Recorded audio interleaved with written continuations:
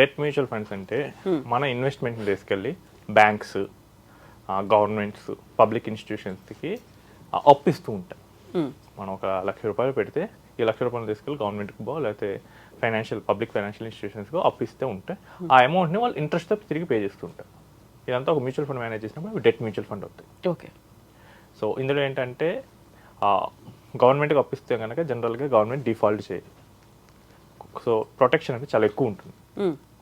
Next స్థిరమైన ఆదాయం వస్తూ ఉంటుంది. ఎందుకంటే వాళ్ళు మంత్లీ కానీ క్వార్టర్లీ కానీ ఇంట్రెస్ట్ పే చేస్తూ ఉంటారు. సో మనకి ఆదాయం కూడా ఉంటుంది అండ్ భద్రత ఉంటుంది. సో రిస్క్ చాలా తక్కువ ఉంటుంది.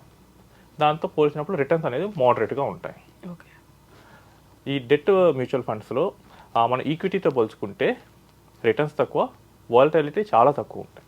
మన ఈక్విటీ మ్యూచువల్ ఫండ్స్ అంటే కనుక ఒక రోజు పోతే మనం ₹1,00,000 పెడితే అది 1,05,000 అవ్వచ్చు, రెండో రోజు మళ్ళీ తిరిగి 95,000 పడవచ్చు, ఇలా ఉండొచ్చు. బట్ డెట్ మ్యూచువల్ ఫండ్స్ అలా ఉంది. ఓకే. మనకి 7% ఇంట్రెస్ట్ అంటే డైలీ ఆ 7%కి ప్రో రేటాలో ఇంట్రెస్ట్ మనకి యాడ్ అవుతూ ఉంటుంది. మార్కెట్లో ఇంట్రెస్ట్ రేట్లు పెరిగినప్పుడు మన ఫండ్ వాల్యూ అటు ఇటు కదులుతుంది.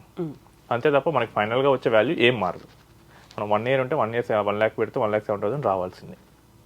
సో ఎవరైతే బెటర్ రిటర్న్స్ కోరుకుంటారు ఎఫ్డీల కన్నా, ఎవరైతే ఈక్విటీ ఇన్వెస్ట్మెంట్స్ కన్నా తక్కువ వాలటైల్గా ఉండే ప్రోడక్ట్స్ కోరుకుంటారో వాళ్ళకి ఇవి సూట్ అవుతూ ఉంటుంది. డెట్ మ్యూచువల్ ఫండ్స్లో ఉన్నటువంటి రకాలు ఏంటండి? అసలు మనకి డెట్ మ్యూచువల్ ఫండ్స్ దాదాపు 16 రకాలు ఉంటాయి. సో ఈవెన్ నాకు ఒకరోజు ఇన్వెస్ట్ చేసే ప్రోడక్ట్ కూడా ఉంటుంది. ఓవర్ నైట్ ఫండ్స్ అంటారు.